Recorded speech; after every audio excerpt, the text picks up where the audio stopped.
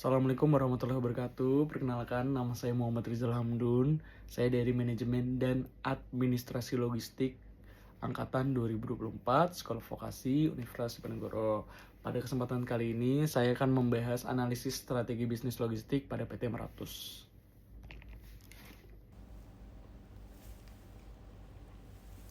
Analisis strategi bisnis logistik pada PT Meratus. Yang pertama ada profil perusahaan.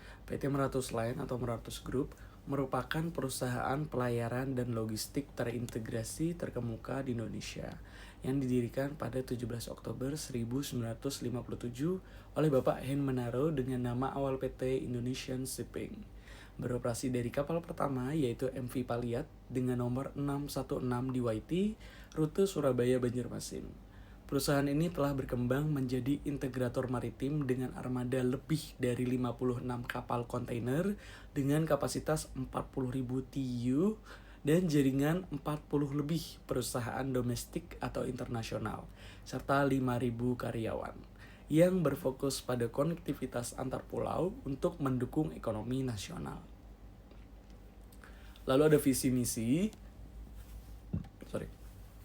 Yang pertama adalah visi menjadi partner of choice terkemuka dan berkelanjutan di Asia Tenggara hingga Oseania.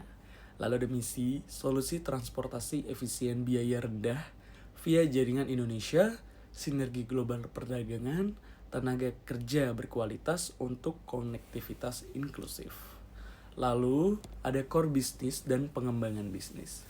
Core bisnis awalnya adalah pelayaran kontainer domestik sejak 1957, berfokus pada pengiriman batu bara, sawit, dan manufaktur antar pulau seperti Kalimantan, Sulawesi, hingga Surabaya, yang kemudian berkembang menjadi layanan terintegrasi dengan penambahan freight forwarding melalui PT Mitra Intertrans Forwarding sejak 1987. Pengelolaan terminal seperti MSA, MPTI, dan OJA via akuisisi KARW pada tahun 2024, ekspansi rute internasional ke Papua New Guinea dan Oseania, serta transformasi digital melalui super apps berbasis AI dari kolaborasi Google Cloud pada tahun 2023 yang mengoptimalkan prediksi permintaan, pricing, dinamis, dan pemeliharaan prediktif untuk mendukung e-commerce serta ekspor nikel. Lalu ada strategi bisnis PT Meratus.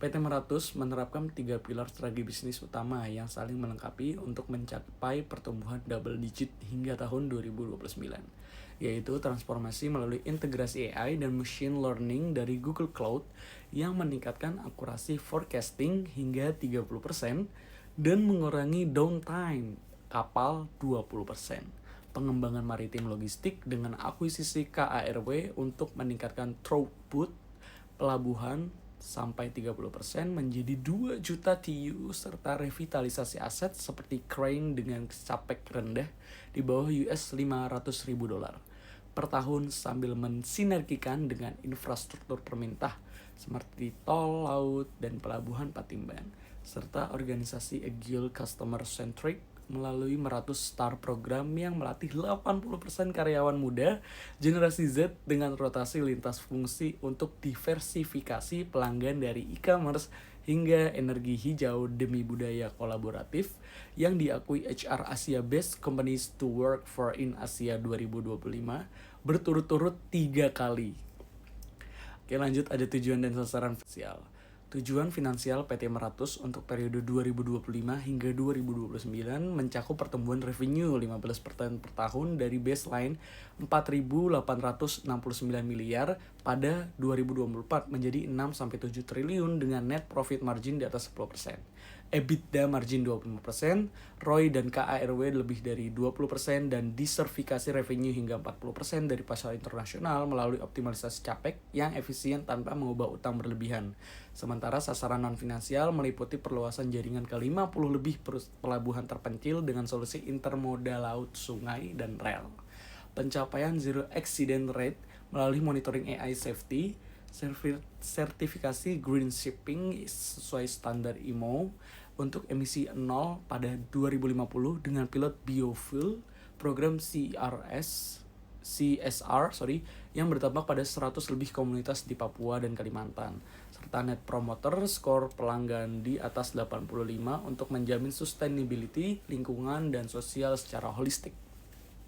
Lanjut, ada analisis keberhasilan PT Meratus. Secara finansial, PT Meratus mencatat keberhasilan signifikan dengan revenue KARW mencapai 4.869 miliar pada 2024, naik 6% dari tahun sebelumnya.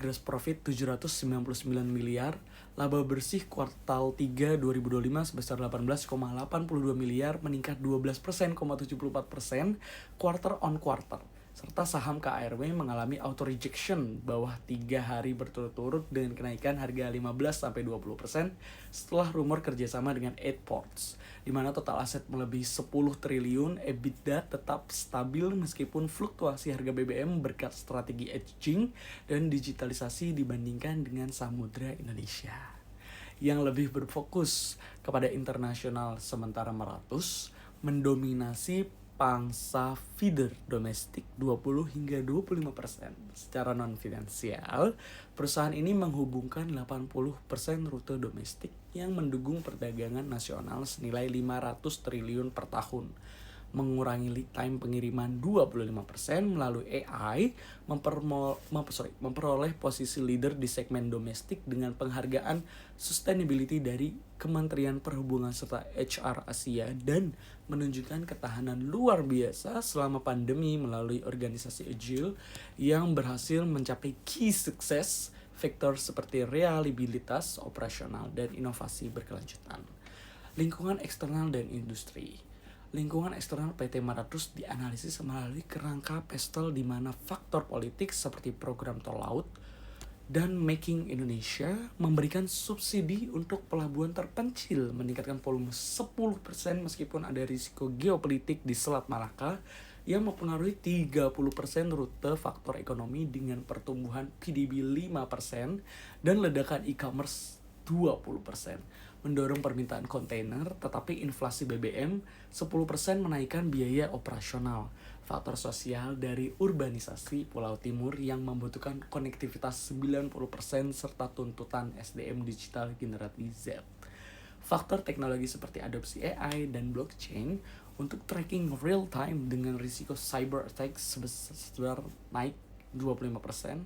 Faktor lingkungan melalui regulasi IMO, AEXI, dan CII yang memaksa upgrade kapal ke biofuel, serta gangguan cuaca ekstrim 15% J2.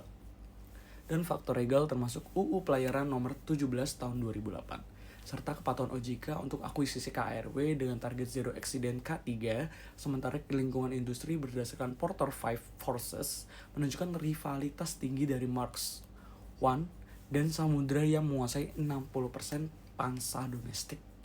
Bargaining power pemasok sedang untuk BBM dan kapal yang dimitigasi hedging. Bargaining power pembeli tinggi dari eksportir nikel dan sawit. Ancaman substitusi rendah karena intermodal lebih ekonomis daripada udara atau truk, serta ancaman in-train baru rendah akibat modal triliunan dan regulasi yang ketat. Lalu ada CEO Opposition PT Meratus.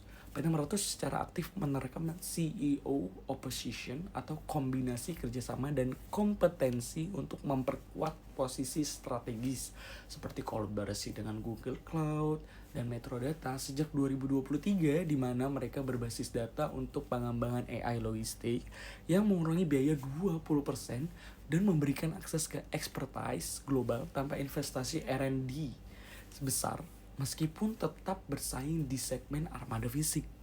Rumor kerjasama dengan ED Ports atau DP World pada 2025 untuk integrasi vertikal pelabuhan internasional, di mana infrastruktur dibagi tapi pangsa pasar tetap dikompetisikan. Serta joint venture dengan Samudra Indonesia di rute Papua untuk mencapai skala ekonomi lebih besar sambil bersaing ketat di rute Jawa hingga Sulawesi. Sehingga manfaat utamanya adalah pengurangan risiko ekspansi Solo, peningkatan bargaining power dengan pelanggan besar seperti Pertamina, dan akselerasi Innova tanpa membagikan aset inti maritim. Lalu ada hasil analisis SWOT. Analisis SWOT PT 500 mengidentifikasi Strange seperti armada 56 kapal dengan 40.000 TEU, jaringan lebih dari 40 pelabuhan, pengalaman lebih dari 68 tahun, integrasi AI Google Cloud, kendali KRW untuk vertical integration, dan 5.000 karyawan agile melalui 100 program. Lalu weakness mencakup ketergantungan 70% pada pasar domestik, rata-rata umur kapal 15 tahun yang memerlukan capex, keterbatasan modal untuk ekspansi besar dan exposure 40% biaya terhadap BBM. Lalu ada opportunities. Eksternal meliputi pertumbuhan e-commerce 25%, dukungan infrastruktur pemerintah seperti Patimban dan BFPC, ekspansi rute Oceania, serta nearshoring Asia Tenggara dan tren green logistik. Lalu ada threats berupa persaingan global dari Marks dan AD Ports, kenaikan capex 30% akibat regulasi IMO emisi, potensi resesi yang menurunkan volume 15%, serta risiko cyber dan geopolitik serta Selat Malaka. Lalu yang terakhir, hasil dari strategi Smart Track ini menghasilkan strategi SO untuk memanfaatkan AI dan jaringan accessing guna ekspansi e-commerce ke Oceania demi dominasi 30% pangsa domestik. Strategi ST dengan aging BBM dan digitalisasi untuk melawan rival global. Strategi WO melalui akuisisi capex rendah guna mengurangi ketergantungan domestik. Serta strategi WT via co-position dan sertifikasi green untuk mengatasi regulasi serta persaingan dengan prioritas utama sinergi digital KRW untuk pertumbuhan berkelanjutan hingga 2029. Sampailah kita kesimpulan, PT Menotus Line telah berhasil mentransformasi diri dari operator pelayaran domestik sederhana menjadi integrator maritim logistik regional terkemuka melalui implementasi 3 pilar strategi digital ekspansi agile yang melakukan pertumbuhan revenue 6%, lalu laba stabil di tengah tantangan ekonomi, dan konektivitas 80% rute domestik yang mendukung 500 triliun perdagangan nasional, efisiensi lead time 25% via AI, peserta pengakuan leadership ESG dan HR Asia berturut-turut. Meskipun menghadapi persaingan ketat dari Mars, samudra, dan regulasi global sehingga masa depan perusahaan tampak cerah selaras dengan visi partner of choice berkelanjutan hingga 2030 apabila terus mempercepat co-opposition internasional, investasi green teknologi seperti biofuel, dan ekspansi intermoda untuk mempertahankan keunggulan kompetitif di era marking Indonesia 4.0.